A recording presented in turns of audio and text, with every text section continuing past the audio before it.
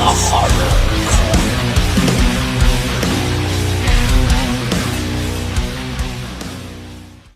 Good evening, folks, and welcome to the Horror Corner. I'm your host, Sean Patrick Erschen. This week we are counting down the top 10 slasher movies of the 1970s.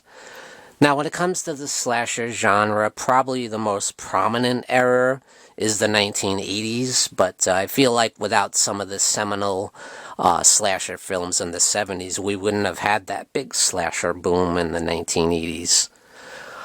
So with that being said, let's get into it, shall we? In at number 10 is going to be Silent Night, Bloody Night, which I have as part of this collection here of old school horror films. And, you know, you'll find this on a lot of collections because it was a film that fell into the public domain, and it was definitely a very low-budget film as well. But I think it's very creative and very influential to some of the later films that you will see on this list. Well, you have, you know, the killer making these harassing phone calls, you know, like Black Christmas. And this was also a very early Christmas slasher as well. And there's also a scene in here that I think is very influential on films like Black Christmas and Halloween, where you had where you saw from the killer's perspective as well. And it takes place in this old Gothic mansion where some bad stuff happened in the past, of course, and people are trying to sell it off, but, you know, bad things continue to happen, you know. And we find out that the house was actually there used to be a mental asylum there, and there were these brutal killers that were let loose, you know, out into society, you know, and they went on a big killing spree, but it's crazy. Really interesting movie and very creative. He stars John Carradine, and probably the easiest paycheck in his career. He doesn't even have to say anything, you know. Next up, we have the Toolbox Murders. Yeah, brutal old school 70s slasher. With some real nasty kills.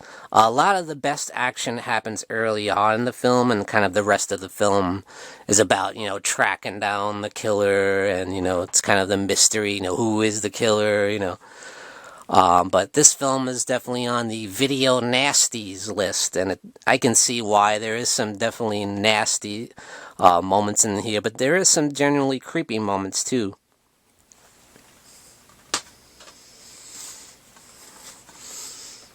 Next up, we have When a Stranger Calls. Definitely a classic for sure. Dealing with this babysitter being harassed by this killer on the phone, you know, making these creepy-ass phone calls and, you know, telling me, have you checked on the children, you know, freaking her out, you know. And some really bad stuff happens, and then the babysitter, played by Carol Kane in the film, she kind of moves on with her life, you know, and we end up tracking this serial killer, and we kind of get to know him a little bit, and it's very uncomfortable at times, you know, why we following this creepy-ass dude around, you know, during his life. And at the same time, you have Charles Durning, who plays the, you know, detective trying to track him down, you know. And I think it's really interesting. I think it's really well done. But many people say the opening scene is one of the most famous in horror history, one of the scariest openings in horror history. I think it greatly influenced Scream, for example.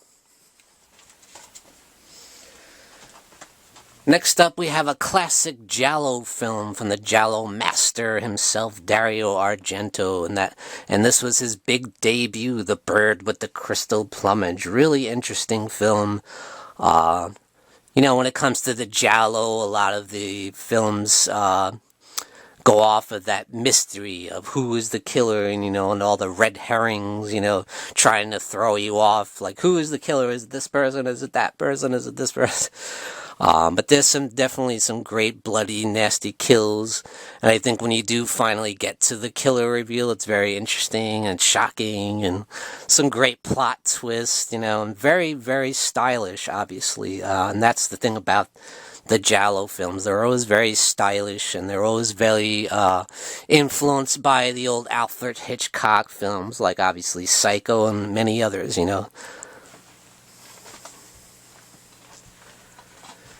Next up, we have one of my absolute favorites, The Tourist Trap.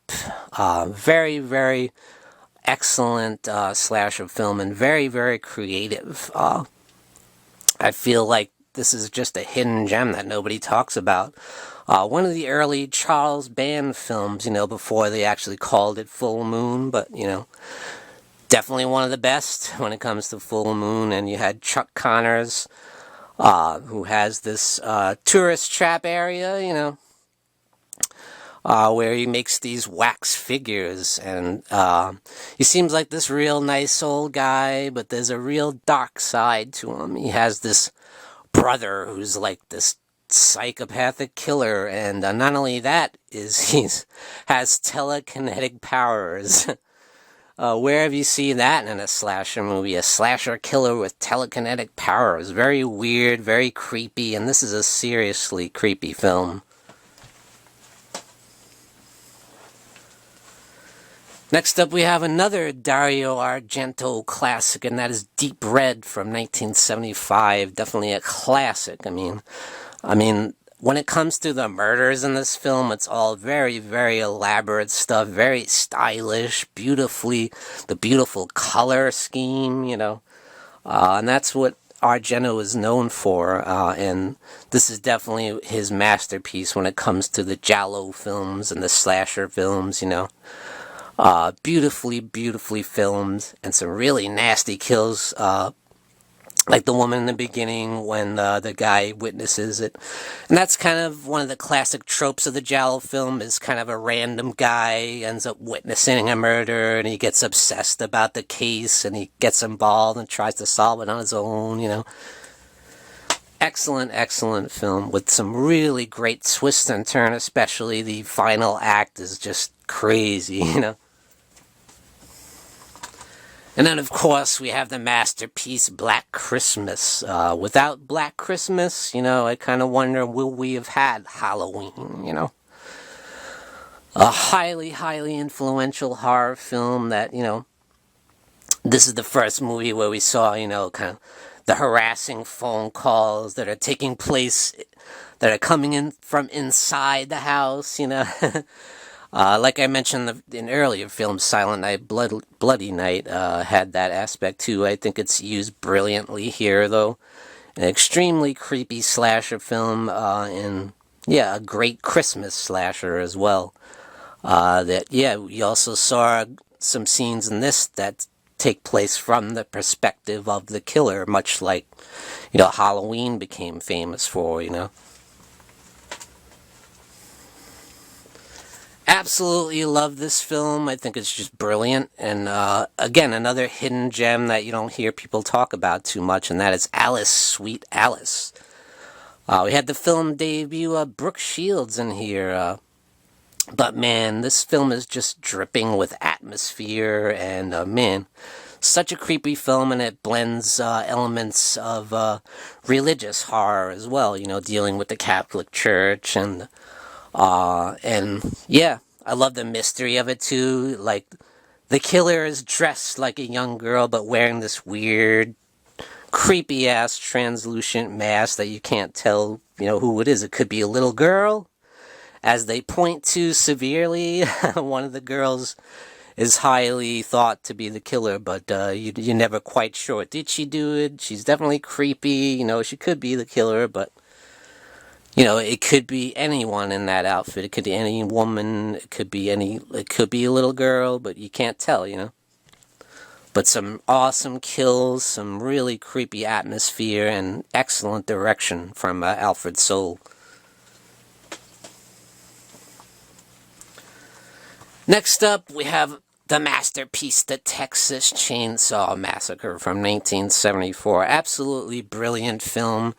I think it's one of the greatest horror films of all time, never mind the 70s. But some people don't consider it quite a slasher because it's not a lone slasher, even though, certainly the most interesting bad guy in the film is Leatherface, who is based on the character, the real-life killer, Ed Gein. But it's kind of a whole family full of maniacs, that are cannibal killers, picking off these people one by one. People that have taken a wrong turn, that is going where they shouldn't be, and they run into this crazy family of hillbillies, whacked out hillbillies. And like I always say, that scene, that dinner scene towards the end with Sally Hardesty, when they're just harassing the crap out of her, it's just one of the most brilliant examples of complete insanity that I've ever seen on film, and it's just amazing. And yeah, Leatherface is certainly an unforgettable killer with, that mask made up of human flesh and different people's faces laced together. It's really sick. Chasing Sally around with the chainsaw, These psychos that work in the slaughterhouse. And of course, in at number one is the greatest horror film of all time, in my opinion. That's obviously my personal opinion. Yeah, Halloween is my favorite movie of all time. From 1978, the classic from John Carpenter, Halloween. Of course, it has to be in at number one here. From 1978, to me, it's the mother of all slasher films. This film, I think, is the film that really set about the big slasher boom of the 1980s with that iconic killer Michael Myers with that creepy white mask, that faceless mask, and he's basically like this faceless, mysterious killer that we don't know too much about, and he just kind of lurks in the shadows and lurks in the background, picking these young babysitters off one by one. And he's being tracked down by his own personal psychiatrist who feels responsible, because he tried to warn everybody how crazy this guy is. No one would listen, so he's got to take care of things himself, Nobody else wants to do it, he's going to do it. And he's going to stop the madman once and for all, Dr. Samuel Loomis. And of course you have the iconic role of Laurie Strode as played by the great Jamie Lee Curtis, and probably her signature role, the role that everybody knows her for, And there you have it, guys. That's the top 10 1970s slasher films. And thank you for joining me, Sean Patrick Erschen, in the Horror Corner. Tune in and stay scared.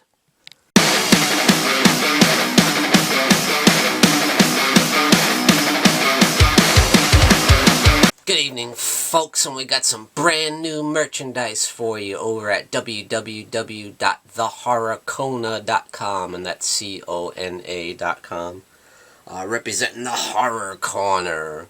Great new design. We got the Morbid Hour live stream there, you got the Horror Hangout live stream there, and you got my nemesis, the Dark Fate. So grab your t-shirt over at www.thehorrorcona.com.